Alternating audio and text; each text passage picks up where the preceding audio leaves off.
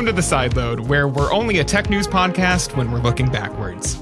This week, I'm thrilled to welcome James Peckham, reporter at PC Mag, to the show to talk about some of the biggest consumer tech stories of 2025. There's really no better time than mid-December to look back on where we've been, especially ahead of CES, which is around the corner as we speak. I should start packing. James, welcome to the show. Thank you. Thank you for having me on. You've had 3 weeks of Android Police alumni. I know. Back to back. I know. Nobody yell at me. Well, I'll talk.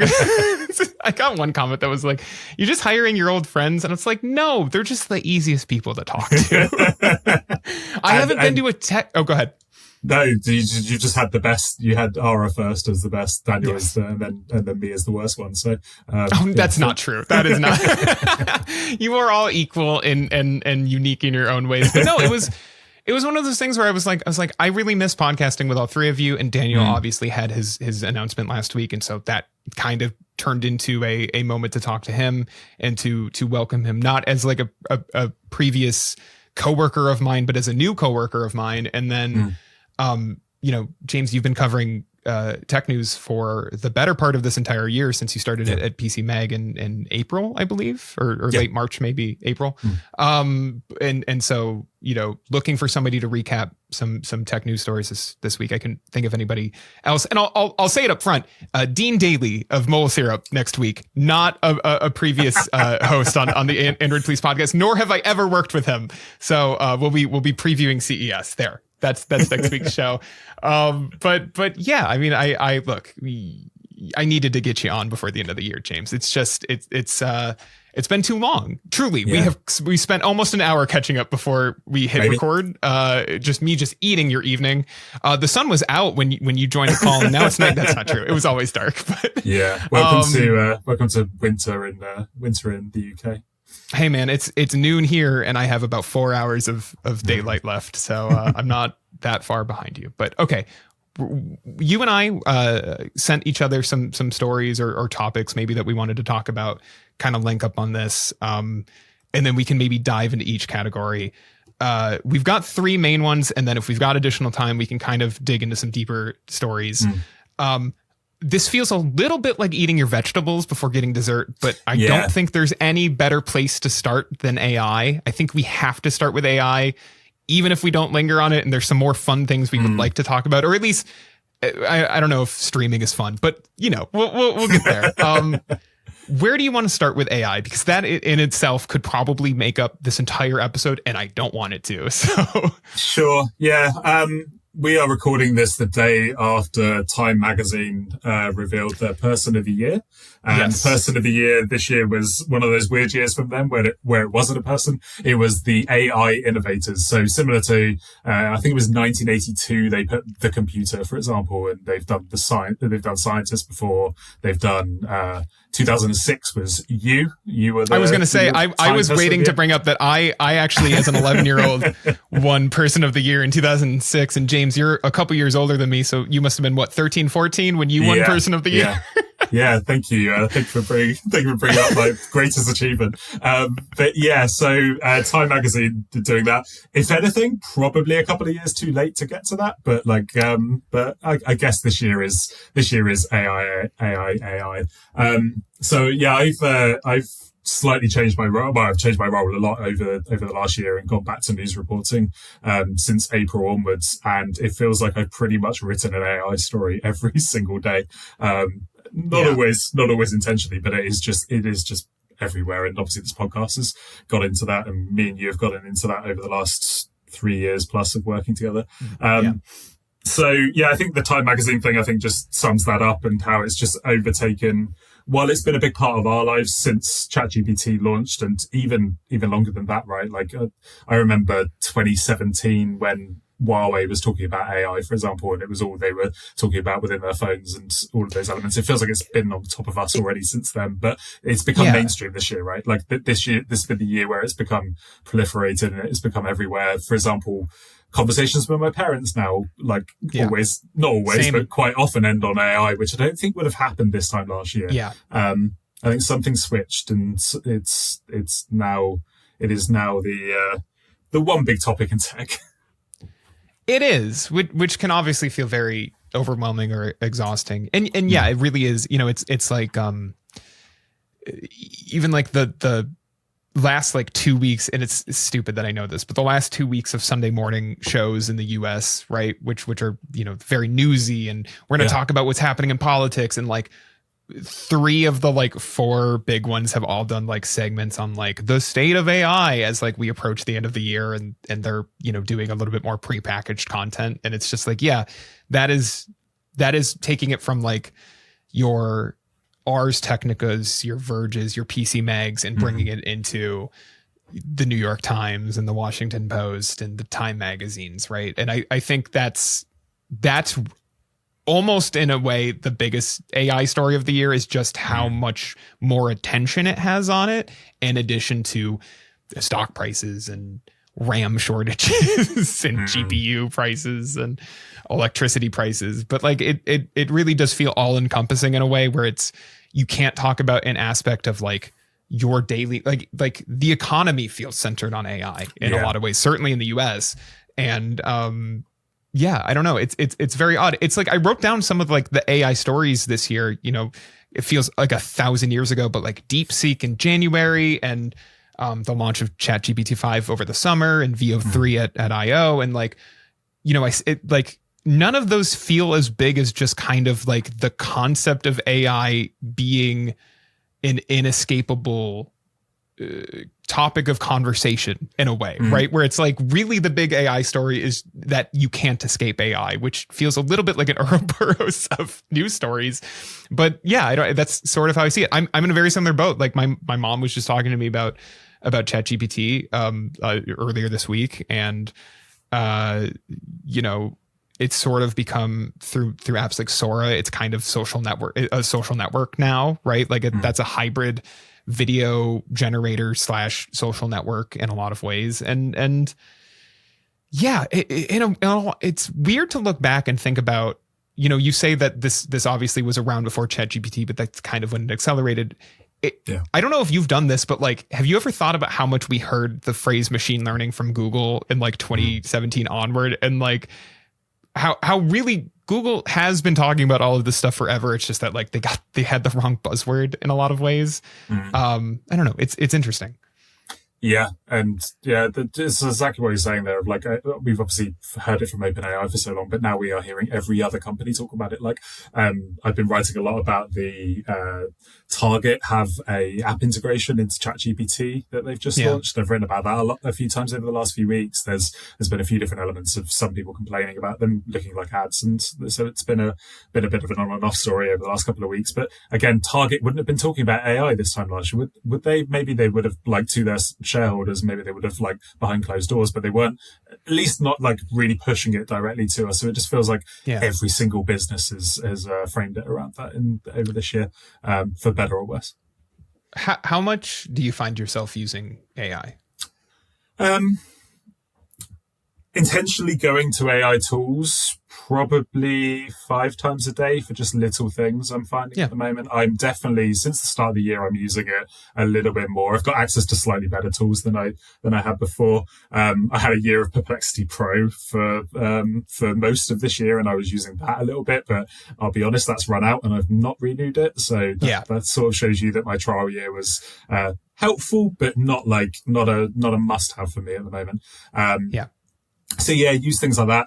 But to your question there, like, everything has it built in right now, right? So it's like, it's probably quite hard for me to track even exact usage, but specifically going to a chatbot, I think doing that. I'm playing around a little bit with the AI browsers at the moment, which will really ramp up my usage of it if I do ever make the full switch over to AI intentional browser. How about you? I'm really so I use ChatGPT quite a bit for a side project that is outside of 9 to 5 in terms of podcast production, just to create this is not a secret, the host has talked about it too, but another podcast I work on behind the scenes, I take the host's monologue and just convert that into a simple blog post Nice. So that way he doesn't have to rewrite anything. I don't have to rewrite anything. I do edit it. But like, it's just taking a basic transcript and just making it so that it's something readable. It's pretty like he's already wrote the blog post. It just came out of his mouth instead of through a keyboard. Yeah. So I do that, but outside of that, I don't use Gemini a ton on my Pixel or any chatbot on my Pixel, really. I feel like when I'm using a chatbot, it's weirdly usually at the computer I'm recording at right now. It's not really a mobile task. I don't like, and I've never liked talking to assistants, but I don't like talking to, I'm not a big Gemini Live person. It feels a little inauthentic to me. And frankly, like even having to think of prompts, I find exhausting. Like I don't love having to like issue paragraph on paragraph of commands just to try to get something that I want out of it, because and maybe I don't know if you've had this feeling, James, but it's like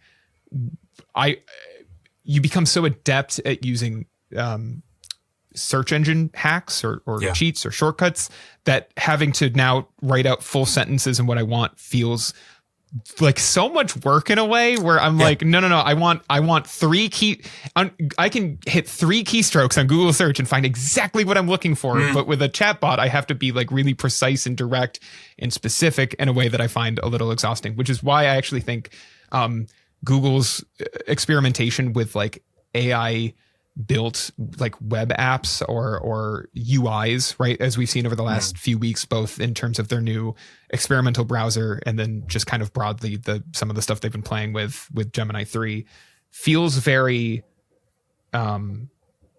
specifically driven towards people like me who don't want to do that, but maybe don't mind going through like a basic UI to do it instead, to like click options, right?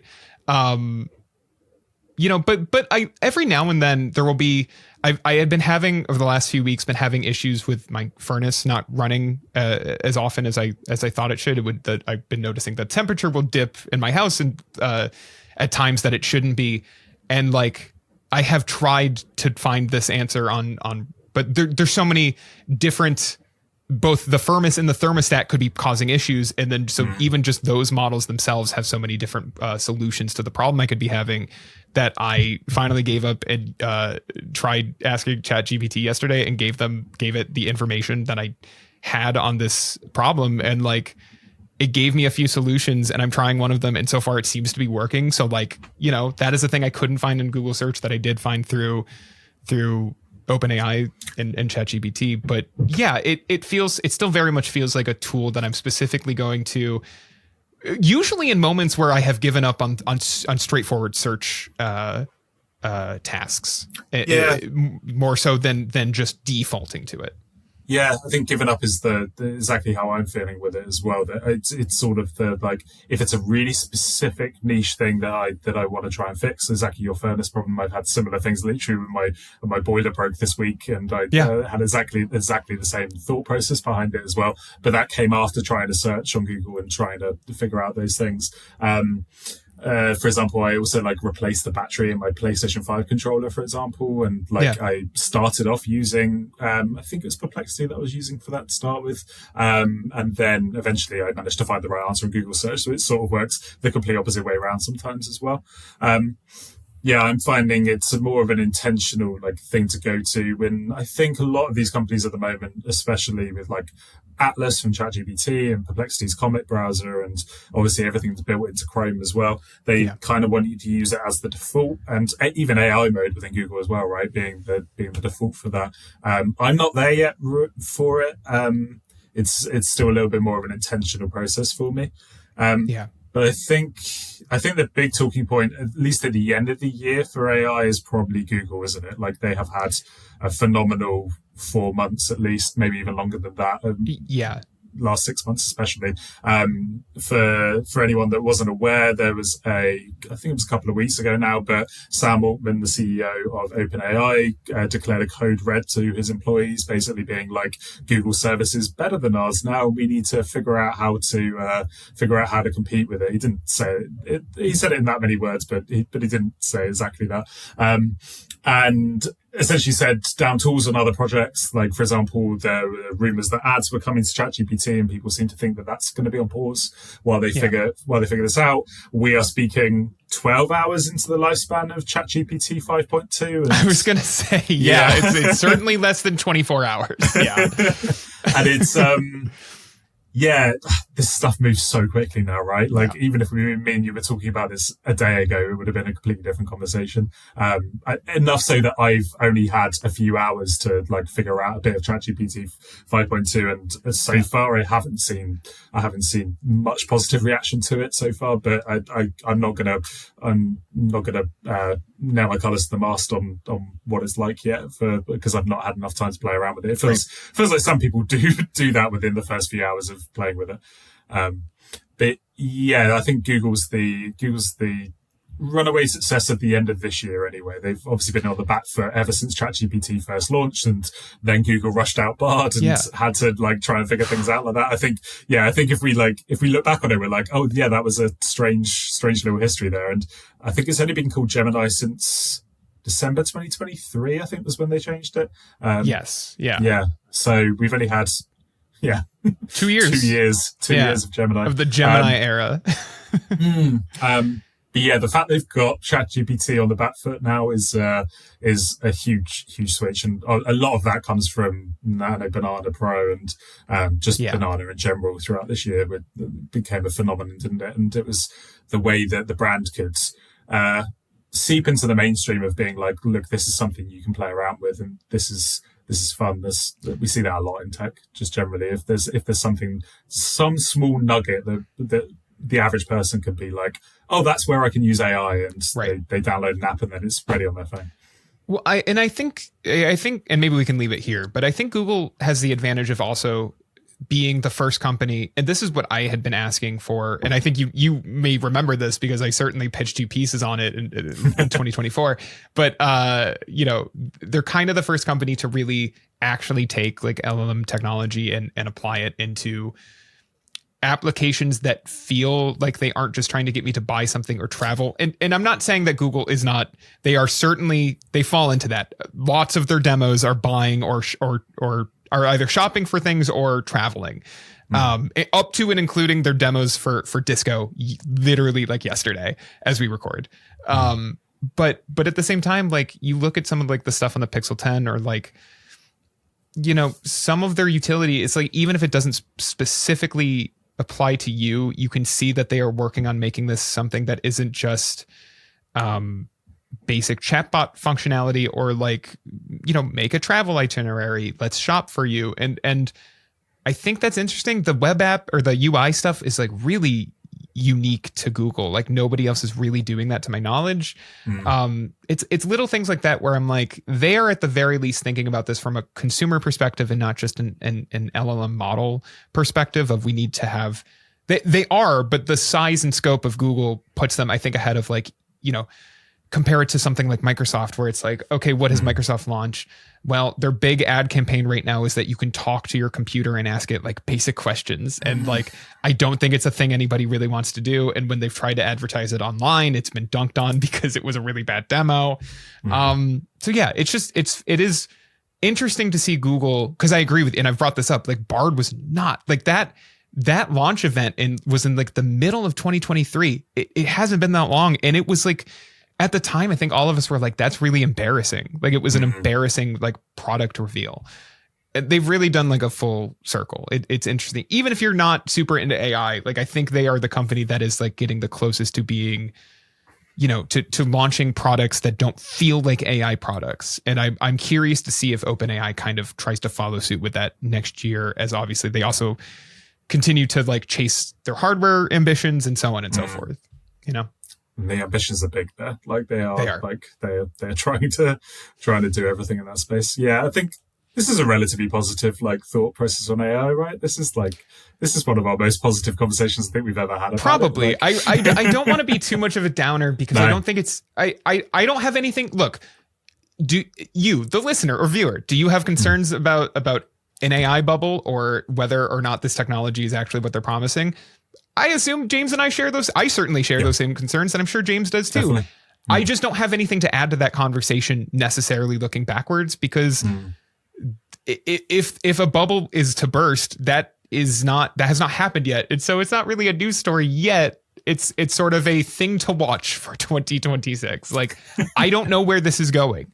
I can see the smoke. I get what people are saying, but I'm not ready to be like, let me put all my chips on March 2026 for when the economy goes up in flames. And also, like, I would rather not the economy go up in flames, to be perfectly honest with you. People seem very excited about the idea of the economy burning down. And I'm like, I'm not really. Like, you guys know that's bad, right? Like, people, like lots of people, maybe you will lose their jobs. Like, I don't know. I'm hoping for the best and preparing for the worst, I suppose. Is that a fair space? Yeah, totally. And there is one thing that is for certain, is that when you host this podcast in 2026, whether it's with me or not, you are going to be talking about AI as one of those topics as well. That will just be the case. Absolutely. Whether it's positive or negative, whether we see a huge turnaround and we see not as many people losing their jobs and to AI tools, and it's I don't know, there's a real great use case that comes out for us, and we're really happy with it. Or if it completely tanks the economy, you will be talking about it in the same spot. Well, you'll know if the economy tanked, because I'll just be wearing a barrel. An AI generated barrel. Though, an AI generated barrel. Yeah, you can't afford your own barrel. You need to just get some sort of tool to help you. There is absolutely no way to pivot smoothly into the Switch 2 from this. So I'll be playing my Switch 2. I already paid for that, so I'll be playing my Switch 2 in my barrel. There we go. Yeah. The Switch 2 launched this year and was like a complete dominant runaway success, I think is fair to say. Gaming in general is in a really weird spot.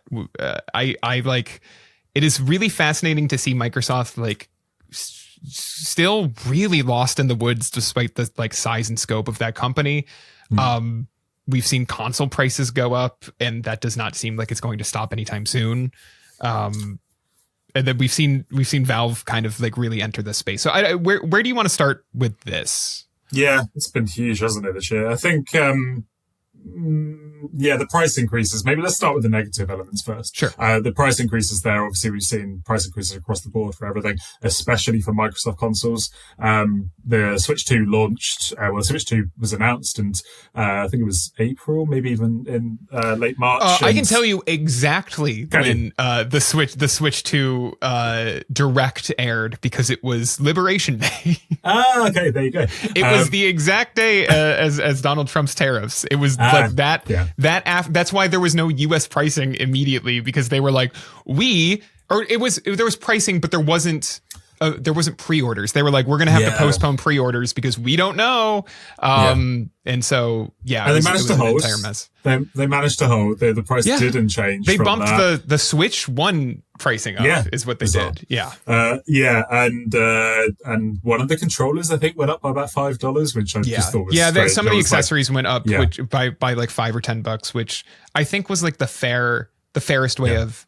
But I'm also of the mindset, I don't. Did you buy a Switch 2, James? No, I have played. I played one for one evening, and that has been my entire experience with the Switch 2 this year. I played Mario Kart World with my friend, who is the best Mario Kart player that I know. So the fact he'd already hold on, you know me. Oh, really? Oh yeah, okay. I've not played. I'm just saying. I think I need to meet up with your friend. I think we need to figure this out. Fight. I said that like the internet isn't a thing. Like I couldn't actually race him. No, get on a plane right now. Get on a plane right now. God. Well, is it really Mario Kart if you're not playing locally? That's my question for you.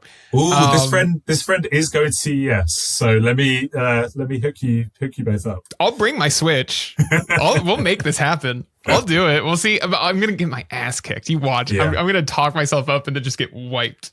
So this friend is someone that will like do okay throughout a race, and then always at the very last minute overtake me. So I have still yet to actually, like, we were playing a lot of the I've forgotten the name of the mode now, the like battle royale mode sort of stuff. thing. I also can't remember the name, but the one where you have to make your way through like 6 like long legs of a race, and people get eliminated as they go. Yeah, and they're like 15 minutes long, or maybe not. They feel like they're long, and they feel like 15 minutes long, and like I would get to the end of one of those and be like, yes, I'm finally doing it. I'm finally going to win a race, and he was just brutal, and those are tough. Destroyed me. Yeah, they really are. Yeah, that's a great game. It's a game that I fell off of in so much that like I played like 20 hours of it and then was like, cool, I will come in the same way that I came back to Mario Kart 8 like every like once a year or so and got into it and then would fall off. Like it's there, it's waiting for me. I bought the bundle, so I paid $50 for it. Like it's not anything outrageous. You play it 3 times a year for the next 7 or 8 years, and that's well worth it, right?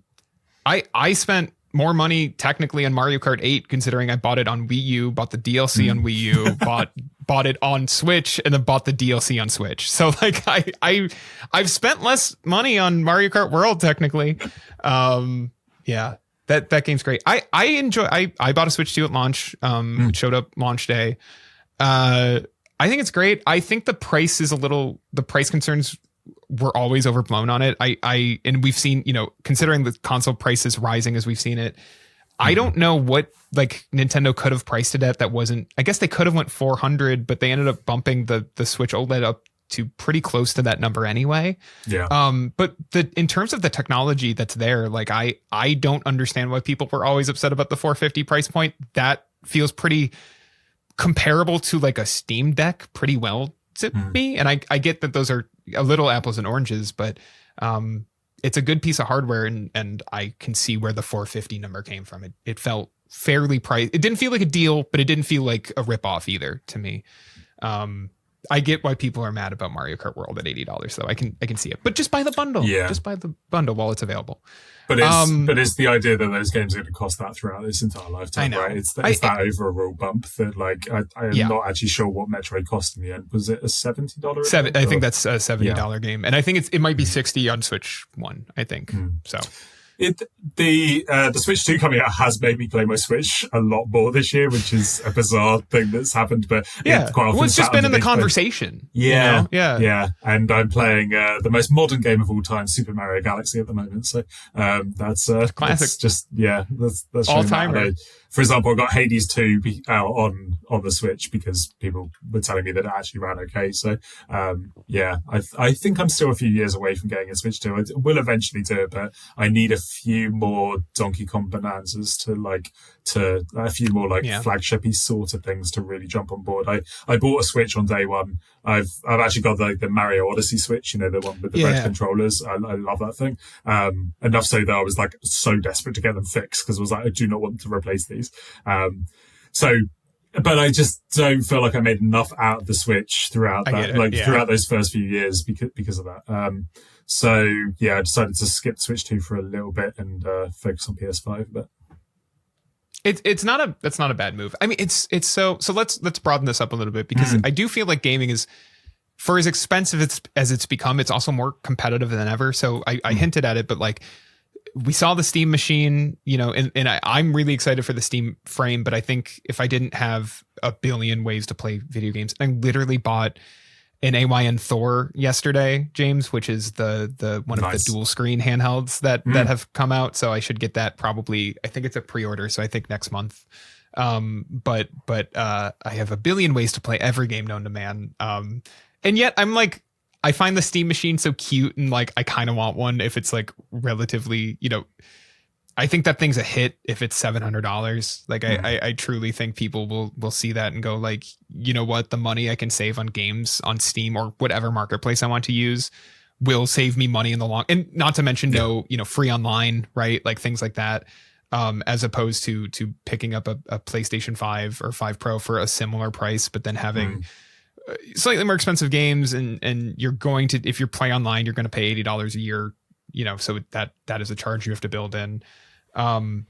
I think that's fascinating. I think, hinting at the AY and Thor, the retro handheld scene is like crazy. It's just one new thing every 2 weeks. We were talking about Ioneo's new gaming phone, the slide out controller before we started recording, and how odd that thing is, that it's like calling back to this forgotten Sony phone. It's a cult classic, but any normal person does not remember that thing if they ever knew about it to begin with.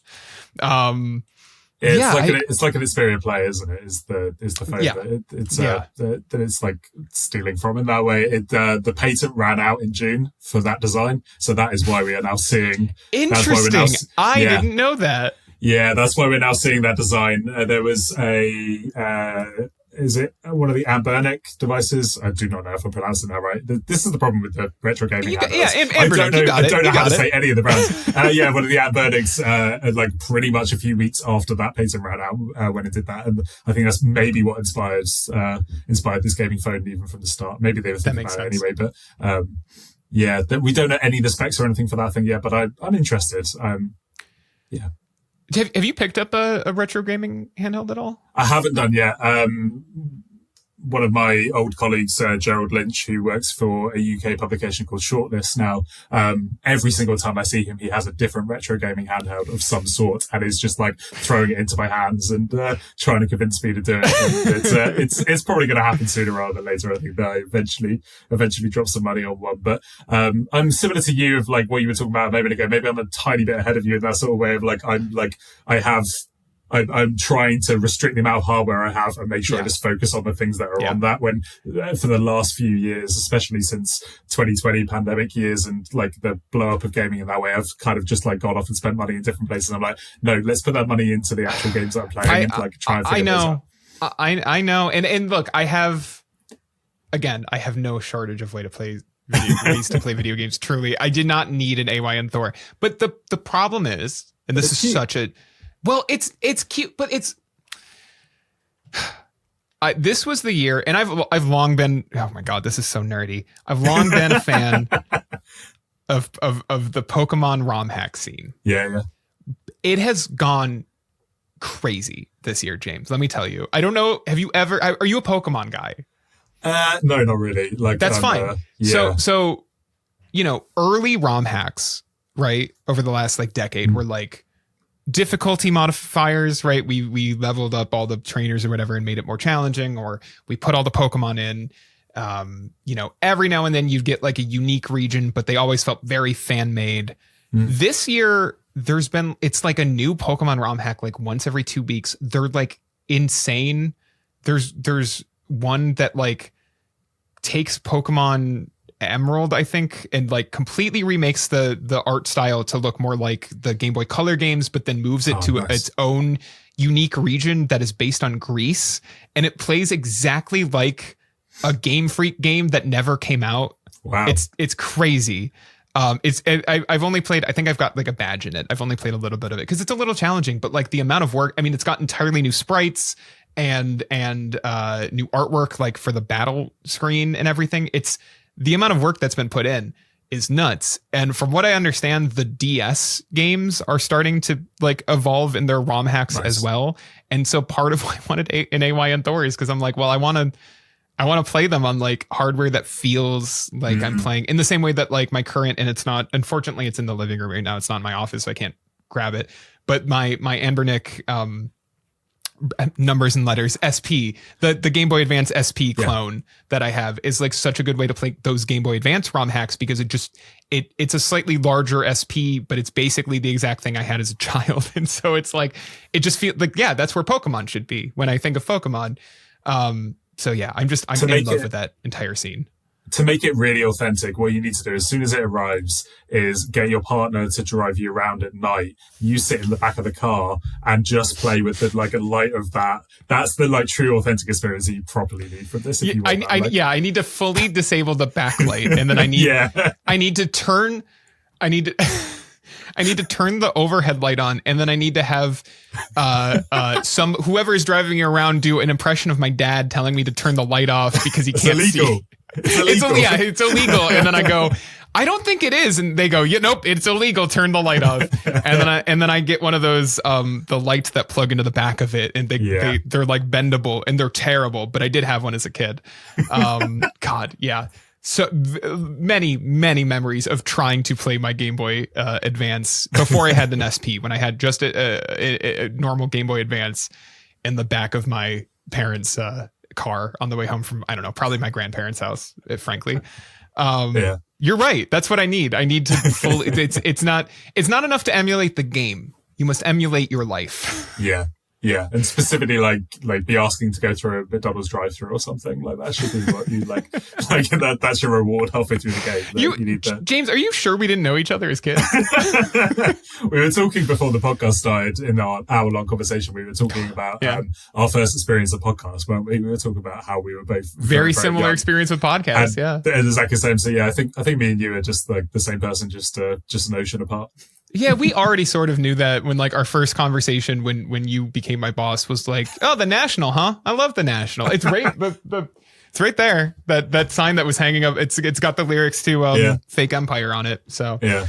We are both white indie guys. So absolutely white sad boys.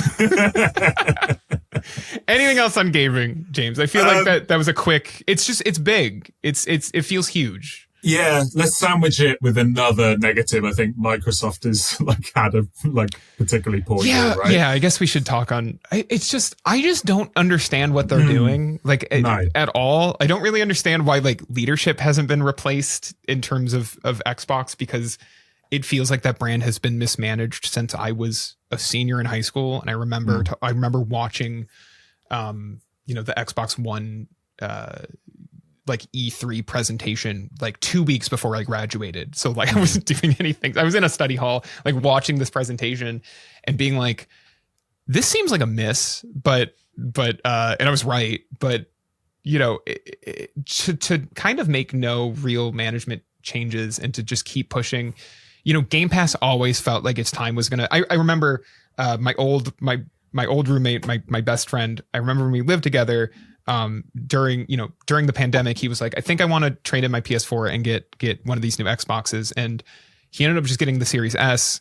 And at the time I was like, I think you'd really be interested in Game Pass because it's pretty cheap to buy into if you spend, I forget, I think it was back when you could spend $150 and get 3 years of Game Pass for just to outlast you. And I was like, days.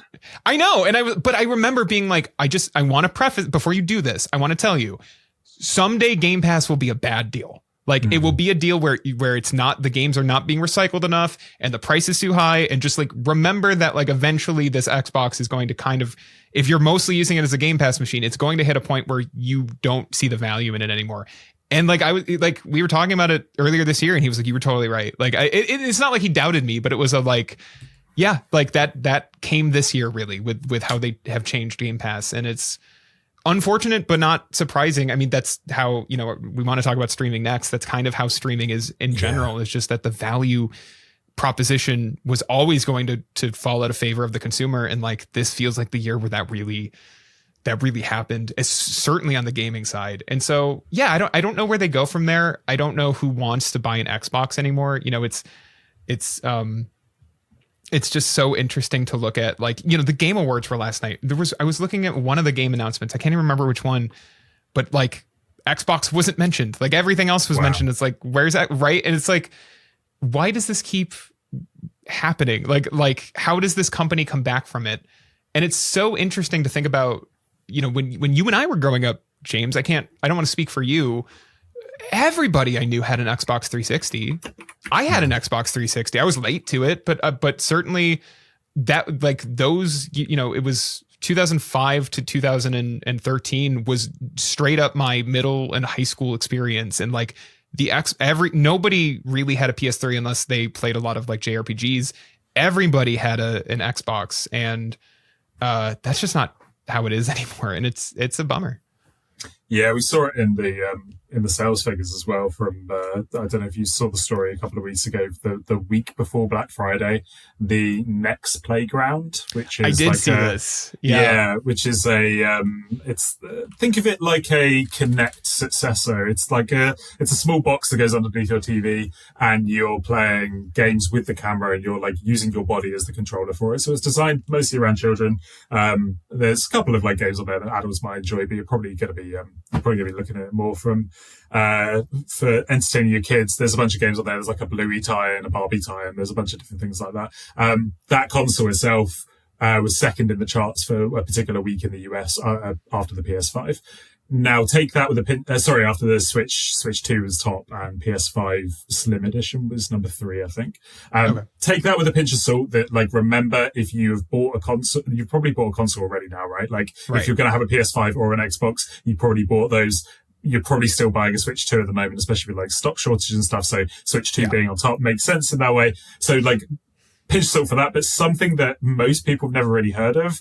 I'd only heard of this because we were thinking about doing a review of the Next Playground on AP back in 2023, I think was when it first came out. So this has been a slow burner of a little console, but I think that itself is interesting that Microsoft wasn't even in that top 3 because of this brand new thing that clearly kids are hearing about. Some friend on the playground's got something, and it's something that's not really served by any of the consoles at the moment, right? Like, again, when we were growing up, we had the iToy into the Kinects. It's so funny. The Kinect comparison is like.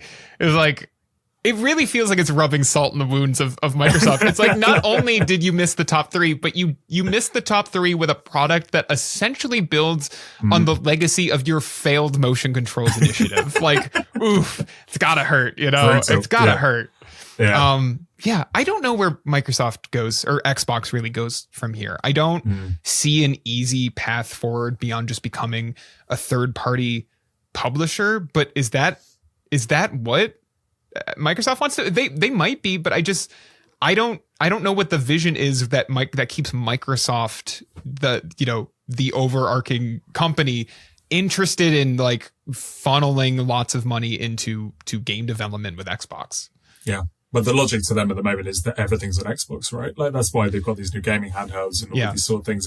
It's all a way to play Game Pass in that way. But I think that price increase has really like soured everyone throughout this year. And yeah, it's going to be an uphill battle continued for that, especially with like PS5s being in everyone's house, and the Switch 2 has just run away with this year as well as, or you've then just gone and bought a retro gaming handheld, or you've bought a Steam Deck and you've just like lent into those things. I think it's it's going to be a struggle. I'm fascinated to see how the Steam Machine does next year. I know that the Steam Deck is a hit only in terms of relative success, right? It's not the Switch 2 outsold it on day 1. I believe. I don't fact check that. Certainly by day 2. But yeah, I at the same time, if maybe the RAM shortage will screw this up, but if Valve can hit something with the Steam Machine, a price that feels appropriate and competitive with the current pricing of consoles, I can see that thing having a real moment. So I'm curious to see where that goes, and if that sort of starts to fill the gap that maybe Microsoft is kind of leaving in the market, where it doesn't even really feel like they're competing against Sony or Nintendo. I don't know.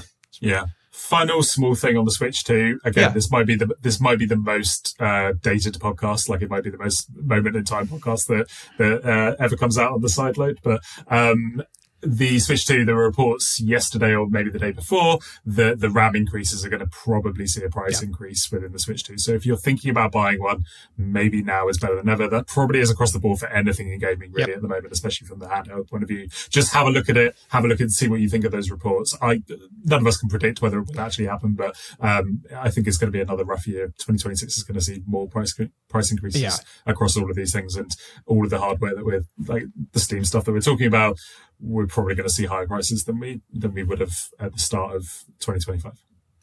James, I can tell you exactly what I think about those reports. It is the reason I bought the AYN Thor. I had decided to hold off, and I was like, and I saw that report, and I saw like the mid 2027 number of when they think that like the shortage might end, and I was like, oh, if I want this at a fair price, I have to buy it now, don't I? And so I did. That truly was the final. And like, even if that doesn't happen, it's fine. But I was like, I want to lock in this price. I don't want to think about, spending an additional $150 down the road. I mean, I got so lucky. I built the computer that this is being recorded on 2 weeks before the RAM shortage started. And I was originally only going to put 32 gigabytes of RAM in it. And I last second was like, I'll do 64. Cause I was like, well, I know I'll upgrade that eventually, but I'll just do it now. And thank God I did, because you literally can't buy the RAM kit I bought for this thing anymore. It's sold out on Amazon. So it's such a mindset shift, isn't it? We've just been we've learned over the years that you need to buy something.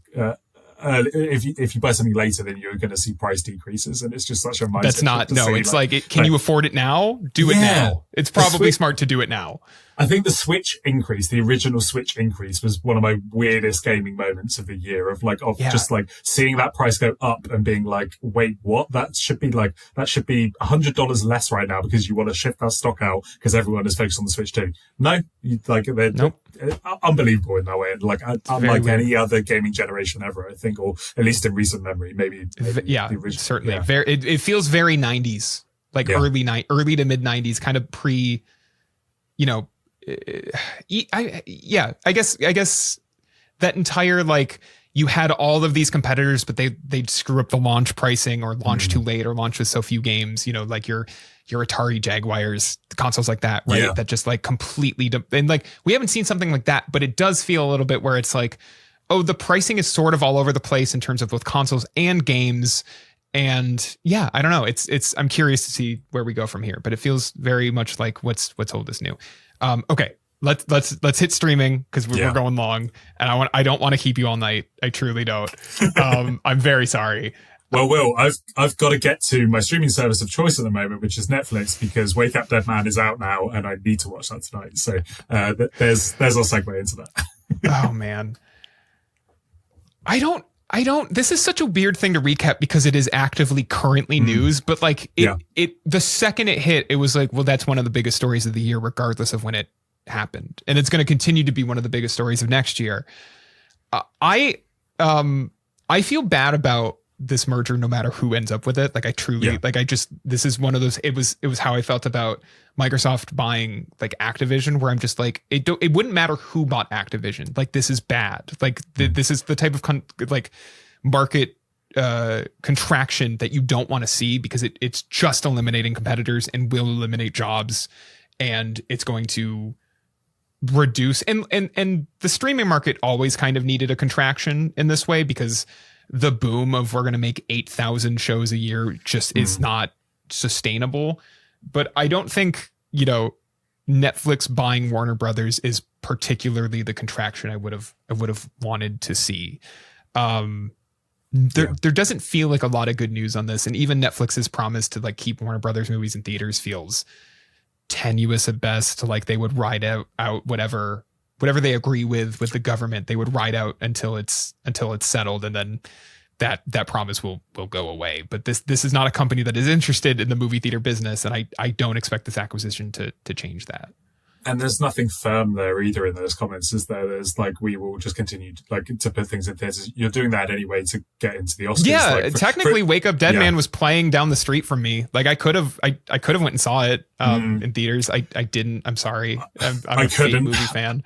I couldn't. I was desperate to. I saw Knives Out in New York on when it came out, and that was genuinely one of my favorite theater experiences. So I was desperate. Have I ever told you my Knives Out story? No, I don't think so. The most okay. A movie I really like. I'm pretty cold on Glass Onion. I don't know how you feel about Glass Onion, and I have long wondered if I would have enjoyed it more having seen it in a theater with a crowd. Knives Out, Maddie and I saw at it would they did an early preview prior to Thanksgiving, where you got some merch. It was a little collectible card thing and stuff like that. Nothing crazy, but it was fun, and it was a packed audience. And I was really excited to go, and we had these tickets, and then, oh my God, this is so stupid. And this is why you shouldn't go on Twitter.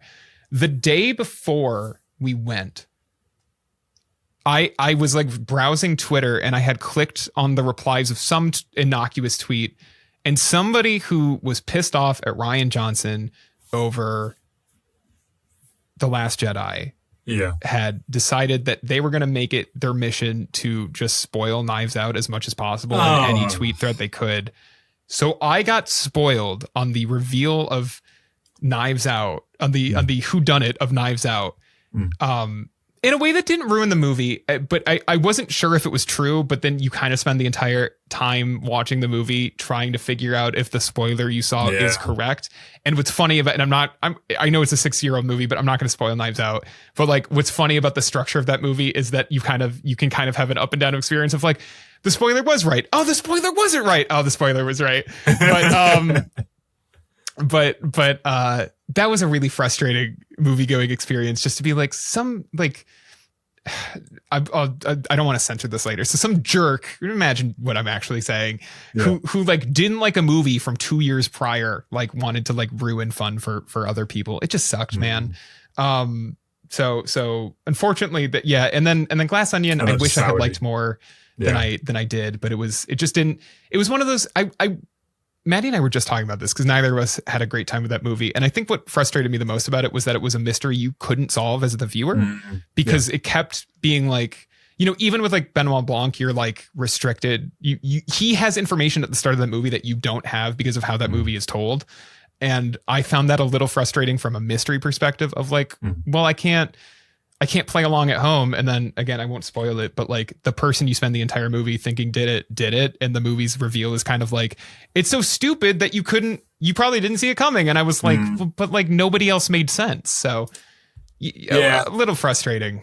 I say this without seeing Wake Up Dead Man. I think I didn't dislike that as much as you, because I think I see Rian Johnson is going through and basically like ticking off all of the murder mystery formats. Like he's going through and like that first one is quite Agatha Christie, isn't it? And then like Poker Face itself is Columbo, and like there's all of these like all of these different like elements like that. I'm not sure what Wake Up Dead Man is yet. All of her generally is that it's darker and like I'm hoping that means it's I don't really know what version of that is. Maybe Sherlock Holmesy or something. I'm not really sure, but I don't know. I'm curious about it. I'll probably watch it. I'm a little hit or miss on the cast, but I'm a big Josh O'Connor fan, so I'll even just him. But yeah, sorry to full tangent down. So that's, I'm not sorry. That's kind of the point of the show. But it's interesting. It's so frustrating to think that. Okay, let me tell you my best theater going experience this year. It's easy, and I saw it twice. It's One Battle After Another, which was. Have you seen? Okay, perfect, great. It's my movie of the year. It's not even close. It's like Paul Thomas Anderson is my favorite director, probably working today, and Phantom Thread is in my Letterboxd 4. But this movie just like blew me away.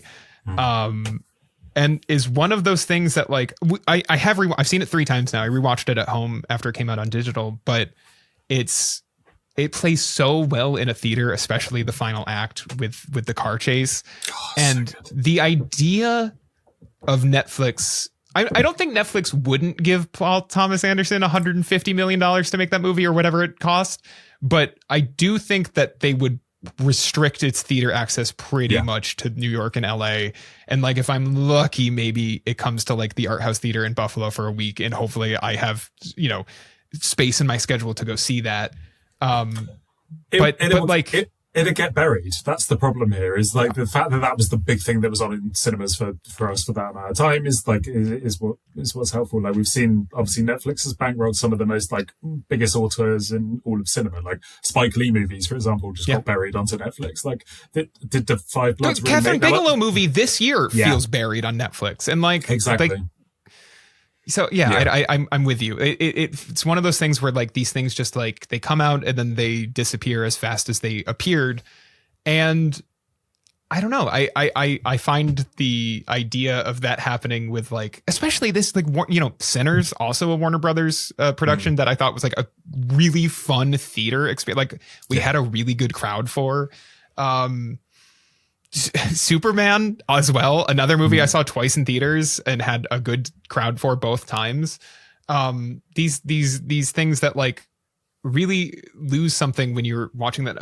In One Battle After Another specifically, and maybe this is just the way my brain works, but one of the magic parts of that movie is that it's long. It's like 2:45, but it does not feel that length. No. And I think it's because of the prologue, the extended prologue prior to the Doobie Brothers needle. Is it or no? It's Steely Dan. Excuse me. Apologies. The Steely Dan needle drop. And right? it's like half an hour long, right? Right. So, but that's the magic trick, is that I saw it twice in theaters, and both times I was like, I have no idea how long I've been watching this movie. I didn't check my watch either time because it's paced so breathlessly, and then it chills out after that. But that first, and it is 30 minutes. We looked when we watched it on digital, and I was like, I gotta know it's like exactly 30 minutes, which makes it feel like you've watched this short film prior to the actual 2-hour movie starting. But there was something so like. I would lose that at home because I probably would check, or I'd pause to get up and get a drink or something, right? Like it's a thing that can only really be, unless you have self-control and you're willing to like make a theater-esque experience at home where you've put your phone away and you're not getting up, you're not stopping the movie no matter what. But that's unrealistic for most people. And I think there's something magical about the way that felt. Both times I saw it, I was like, I'm not looking at my watch and I have no idea how long this movie's been going. And that's great. I had that last night. I finally watched David Lynch's Eraserhead, which was a wild choice. I don't know if you've seen it, Will, but I haven't. I'm scared. My Lynch sort of stops and ends with Original Run, Twin Peaks, and Fire Walk with Me. I love him as a person. I love Twin Peaks. We saw Fire Walk with Me in our art house theater this year. I think that was this year, and it was like it's one of the scariest movies I've ever. It's certainly one of the most upsetting movies I've ever seen. But upsetting. Upsetting's Eraserhead as well, really. But like, I know what happens though in Eraserhead. I know the through line. I will say, some guy on Twitter was just putting Eraserhead spoilers into exactly. He was really mad at the ending of Inland Empire, and he was like, "I'm just." And I was sat watching that, and I was like, right, I know this is like an avant-garde like movie. It's not going to be like it's not going to be like popcorn sort of style thing. So I will put my phone away and I will do that. And then instantly my cats came in and started jumping up on top of me and that sort of thing. And like, that's instantly a distraction for me. Yeah. I then end up pausing it, going to the bathroom, like all of these different things. So even when I'm trying to do I think 89-minute long movie where I'm just sat in a theater experience, I struggle with it. So, and that's me intentionally trying to do that. So yeah, it's, difficult. There's like, I think one battle after another with like the theater experience was like a huge part of that. Also on streaming, just generally, this has been the year where we've seen pretty much every single service have a price hike. Paramount in the US hasn't had a price hike, but is about to. I think January 15th is when that's going to hit.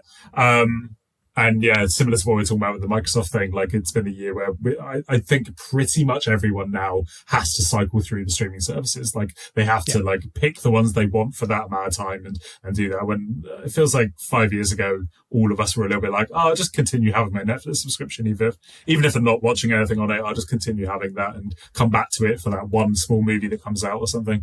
And it's slowing me down in like what I want to watch at the moment. So small examples, I'm based in the UK, so slightly different things to what you'd have on streaming. But the Benedict Cumberbatch and Olivia Colman film The Roses is on Disney Plus here in the UK.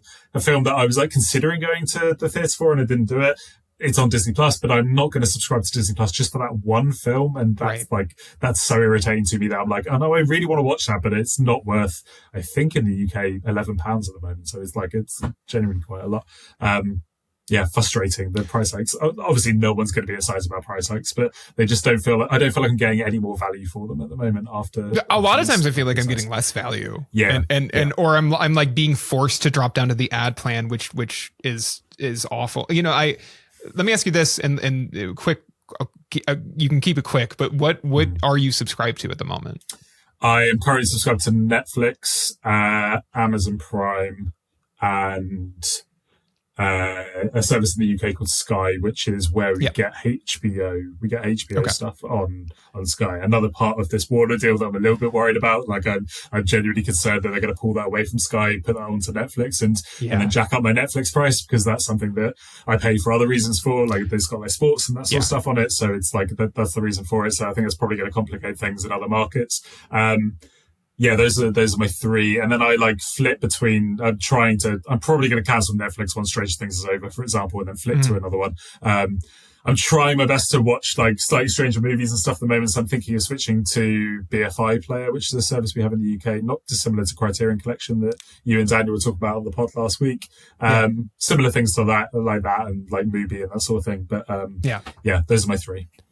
I have Criterion, as you mentioned, and I as we talked about last week, I picked up, I think I said this on the show, but I picked up Disney Plus and Hulu on a deal, and I picked up HBO Max on a deal, all those Black Friday deals. But like, you know, I had my HBO Max subscription was through my parents, because originally they had cable when that launched, and but my mom had kept it around, and so I was just a profile on there, and so when they turned on geolocation blocking, it was like, okay, I guess if I want, we didn't subscribe to it for like 3 or 4 months, and then when they rolled out that $3 plan, that was when I finally ad plan for a year. I was like, okay, well, for $36 for a year to just have it, sure, that's fine.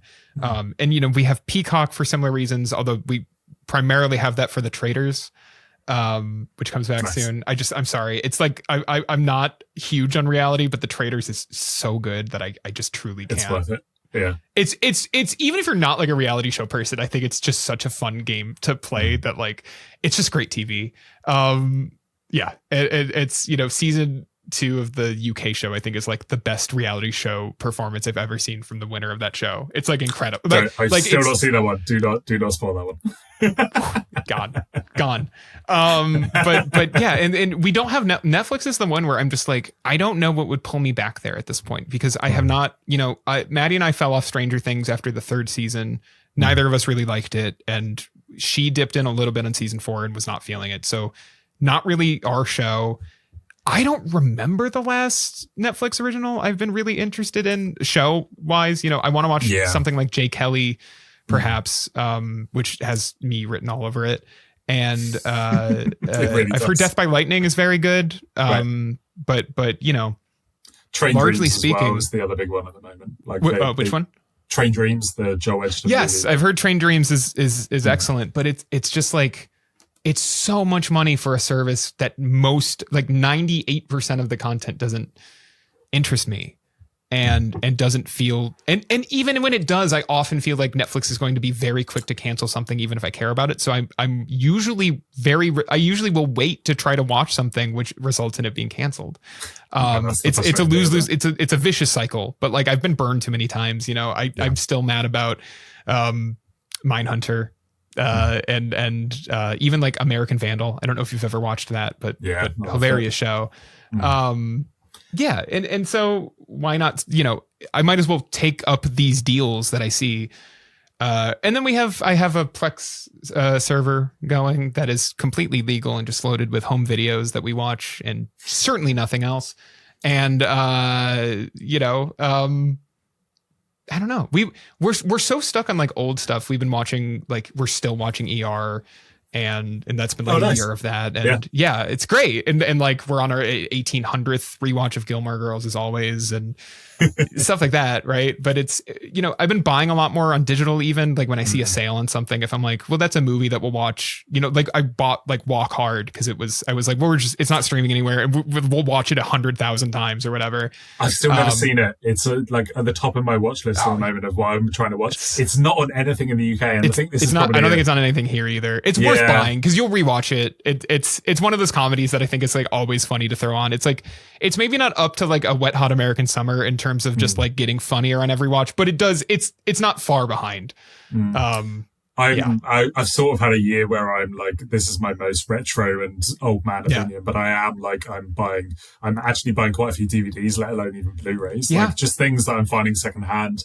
And we have a shop in the UK which does secondhand DVDs called CEX, and I've like famous within my friendship group of just taking way too long in the shops and going through everything and just like trying to find things for £1 and like finding these really cheap things and like kind of being okay with the quality. Like obviously not the best quality, but a good example with that at the moment is me and my partner are rewatching 30 Rock, which has not been on a streaming service in the UK for like 3 years at least. Yeah, wow. Like it's just gone. So I was like, screw it, I'm not going to spend. I think it was like £80 to buy it all on Amazon or something. I was like, I'm just going to get up and put a DVD in the thing, and I managed to get the first 3 seasons for £1. So I was like, cool, that is what I'm going to do right now, and I'm going to watch the old school ads that are on the DVDs. There's something fun about that. I every time I've returned to something like Avatar: The Last Airbender, I just throw my Blu-rays in. I bought those Blu-rays for like $30. Who knows how long ago?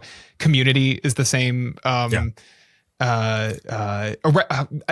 We've been rewatching some Arrested Development, and I don't have the DVDs for those, but every time I put an episode on, I watched that show as like a 13-year-old renting the DVDs from my library, but like kind of before it got really big. So it was easy to go to the library and be like, the whole thing's here. Nobody's watching this like semi-forgotten show because Netflix hasn't picked it up yet. It's 2009. Netflix is barely a thing.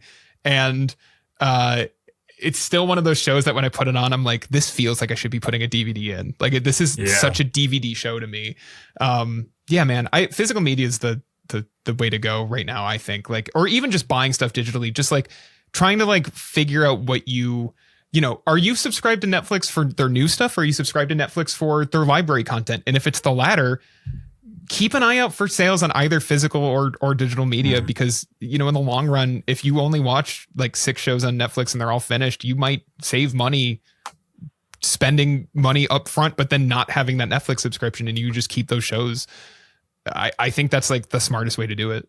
Their libraries at the moment aren't particularly great in the UK either. Like historical, like I'm just looking for, it's pretty hard to find anything before 1980 that's on Netflix in the UK. I mean, like that's sort of the reason I've got Prime. Actually, Prime has been remarkably good at, like, for example, like the Danish film Pusher was on there the other day. Something I've never seen on streaming before. The first Mads Mikkelsen movie. So managed to watch that for similar sort of reasons. And like Netflix is possibly one of the worst in the UK for actually coming up with that sort of thing. They always have heavy hitters. Like I know Heat is on there, for example, at the moment. But but even that's not that old. That's a 30-year-old movie. It's not. It's not stuff you'll find on the Criterion Channel or on TCM if you have cable. Like those are like, you know.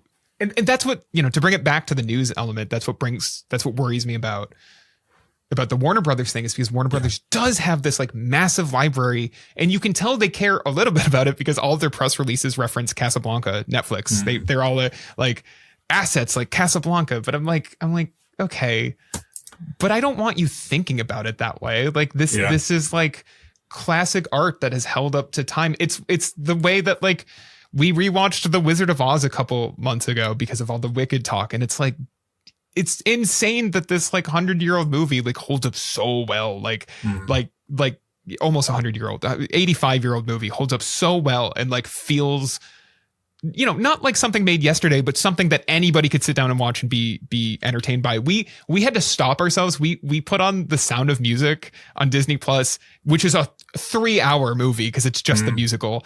And like, Maddie's never seen it, which is crazy to me because she loves musicals, but like she was immediately kind of grabbed by it. And how can you not be when it's these huge sweeping shots of of the rolling hills and the hills are alive, of course, with The Sound of Music. But you know, Julie Andrews is belting it out, and like we had to turn it off because it was like 10:30 at night, and we were like, we can't start this now. Yeah. But this is one of those movies that like immediately grabs you.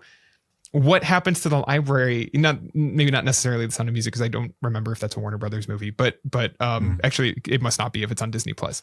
But films like that, like does Netflix even care? Probably not really. Like I don't know. And if they do, they're going to start charging $50-$60 a month because they've doubled their collection of legacy titles. So I don't know. It's very concerning to me. And we didn't even address the whole Paramount side of this, but I don't think they're, you know, Paramount, even setting aside the political aspects of Paramount's current, like, you know, drive, even then they seem very focused on money first and foremost, which might make good art, but not necessarily will make good art. You can kind of see that in the deal, the Rush Hour 4 thing, which is the craziest story I think I've seen out of Hollywood in a while, but it's weird. It's a weird kind of bad time for movies, and I would push people to support stuff like the Criterion Channel or which service in England did you say?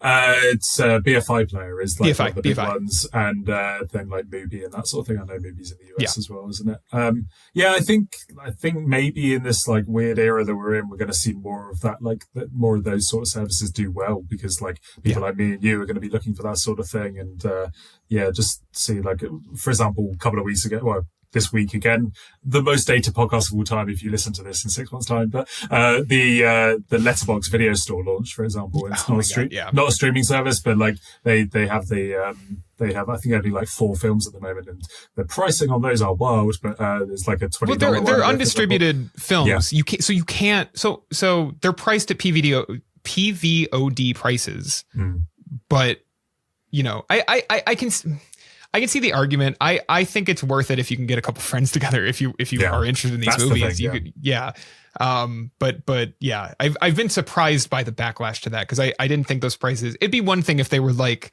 "Do you want to see Mean Girls? $20, please." But like, it's these are movies that you can't really watch anywhere else, and that money is going to the people behind them. It's not going to. There's no distributor. Like, it's not going to a distributor to then divvy up. So. It's in a lot of ways, Letterboxd is kind of the distributor, but yeah, it's interesting. I don't know. I don't know where all of this goes. But it's obviously like a very topsy-turvy world if you are making movies or TV shows right now. And moving fast as well. Yeah. That's it. James, I mean, we had other topics, but we have been going for a long time, and you and I were going for longer before this. So we always do this. It's truly, I feel like we've covered a lot of ground in an hour and change, though. We wanted to call out, Samsung had a big year, up and downs. The Fold 7 huge, the S25 Edge not so much. Trifold sales out of Korea sound pretty big today, although I don't know what those numbers actually are. Just that they've sold out. Yeah. Galaxy XR feels a little bit like an afterthought in a lot of ways. You know, the Google Epic lawsuit was rounding up. Oh, sorry, what were you gonna say about Samsung? Just Bally, like the fact Bally has missed its 3 release dates it's potentially had this year, release windows, but those sort of things. Yeah, it's been a strange year. What they should do, been an inventive year from Samsung. Certainly a more promising year in terms of them trying new things. They should strap a Galaxy Home onto. That'll make Bally come out. If they just this other dead product, I don't know. Anyway, but yeah, it was a big year for tech, but it did, it feels like 14 hours ago we were talking about AI, but that did kind of drown out a lot of the other noise. And then at least on the consumer tech side, it did feel a little bit like a bit of a down year. If you look at, both Switch 2 and streaming had some highlights, but if you, I think, listen back to our conversation, we're pessimistic for a little bit of a reason. So yeah, I don't know. I don't know where 2026 goes. What, let me ask you this, and maybe we'll as an outgoing thing, and we don't have to spend too long on this, but what do you think 2026 holds for consumer tech? Is it just more of is it just kind of like the trends that we saw this year kind of accelerating? I think so. Like, the streaming story is obviously going to continue forever. AI is like, at least into a big, streaming is going to be a big part of the start of 2026. At least this deal is just going to continue, isn't it? I think it's going to be more and more AI. I think AI hardware is probably going to be a bigger story again in 2026. It feels like we didn't. Yeah. We had maybe this is like a TikTok thing of like, not the social media service, I mean like a TikTok clock sort of element of like 2024 was so much AI hardware, wasn't it? It was Rabbit R1s and like AI humane pins and those sort of things. And did we see anything this year that was like hardware related? Not to my memory. People got their hands on that friend necklace and that covered the subway in New York with ads, and everybody said, terrible, bad, don't buy it. So yeah, I think that's the only one I can really think of. Yeah, don't think OpenAI will be ready for next year. I think that's probably going to be more 2027. That sounds pretty far away. Yeah. Yeah, onwards. But I think we're probably going to see a bit more in that sort of realm of things, and obviously just ramping up even more on the model side from competition on Google. And so, yeah, my answer is AI, sadly. That's probably just going to be more continued that, but maybe a little bit more focus on hardware, and maybe like a little bit more of the implementation side from that. Yeah, those are my main things. How about you? I think you're right. Yeah, I'm curious to see how the trifold gets people's attention. It's obviously not going to be, you're not going to see it on every plane or whatever, because it's going to be somewhere between $2,500 and $3,000 probably. It's about $2,500 in Korea. But I'm curious to see that. I'm curious to see if this, thin phone fad kind of completely dies out already, because it seems like even Apple is having difficulty convincing people to try the Air. Although the Air is so weird, because I feel like I watch a lot of football and I haven't seen a single ad for the Air. It's only the 17 or the 17 Pro. It's very odd. So I don't know, maybe they don't really care, and this is more about getting to a foldable. That's interesting. If Apple launches their foldable next year, I think that's they're so late to this party that I'm curious to see if they have new ideas about it, or if this is kind of just what we more expect from modern Apple, which is maybe just sort of catching up or doing things differently just to say they did it differently. So I'm very curious about that. AI, yeah, it's going to be inescapable. I'm really excited to see more magnetic accessories at CES as we see Samsung kind of adopt this. Seems like every sign is pointing to Qi 2 on the S26. And I love magnet. I wrote a piece about it a couple weeks ago. I love magnetic accessories so much. It's so nice finally having it like in the Pixel 10 by default. So that's a little exciting thing. And then, yeah, I'm curious to see where the gaming market sort of goes, and maybe if we can start seeing some smaller titles as more quadruple A, services kind of come and go. I don't know. On your first point there about the trifold, one of my small things that I always get excited about within tech. Obviously, me and you get to try things relatively early, and we get to play around with these things. I love then seeing that in real life. Like, I remember the time I first saw a foldable phone, and I remember the first time I saw a clamshell foldable, and all of these different elements. And again, I'm based in the UK, so things like I've seen whenever I've seen a Vivo foldable, and those sorts of things for the first time, I always get really excited, and I'm genuinely so excited for the first time I see someone do a trifold in real life. There will be times where I hang out with you or something at an event where you have one, and that's fine. It's more when I sit down on a train and I look over. You're like, oh my God, there's 100%. It doesn't count when you're at a tech event, because you expect it at a tech event. It's exactly. I think I have still only seen Vision Pros at CES or trade shows or tech events. I still don't think I've gotten on a plane and been like, oh, that guy in 9C is wearing a Vision Pro. It hasn't happened. And so same here. Yeah, I've seen one in real life, and that was in the press room at MWC. So that shows you. No, I think mine was either at CES or MWC. I can't remember, but that's where you end up seeing people, which more power to them, but that doesn't, translate to real world usage versus foldables, which you do see from time to time. They're not super widespread, but they're out there. Yeah. And if the Apple One does come out next year, we are going to. Well, that'll be huge. I do think people will buy that just because it's a different iPhone. So and that's especially in the US that will sweep. Yeah, even if it's iPhone Air numbers or less, then we're still going to see it everywhere. Still huge. Yeah. James, where can people find you on the internet? Or in real life, if you want to dox yourself. Preferably not. Okay. Somewhere in the UK. So head to PC Mag. Please read our news coverage on PC Mag. I'm a reporter there and write multiple news stories a day for that. I am James RWP on Blue Sky, but I don't really use it, and the same on Letterboxd. So I'm not very social at the moment. So come it's follow the story me and of this is force me to do every it. guest. Yeah, it's what everybody says. Me too. It's so tricky. It's not even really, it's because everything's just like a post now. It's not, you're not seeing your friends or people It's just like, oh yeah, when I log on to insert social network here, I'm just seeing algorithmically driven things from people I don't really know. So why am I here?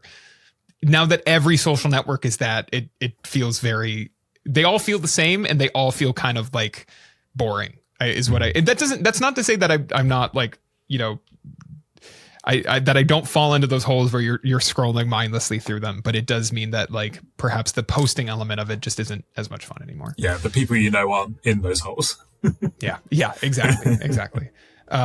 James, thank you so much for joining me for what was a longer podcast than I had intended it to be. So thank you for your patience. We were talking about a whole year. Thank you for having me. It's been really fun. Dude, we will have you back on because you are a great guest and I love talking to you, and it has been so fun to catch up with you because despite the fact that you live thousands of miles away from me, you are a close friend of mine, and I love getting your perspective on things. And we have, as we've talked about, so much in common that it's always fun to hang out. Who knows? Maybe we'll cross paths at an MWC or something. Fingers crossed.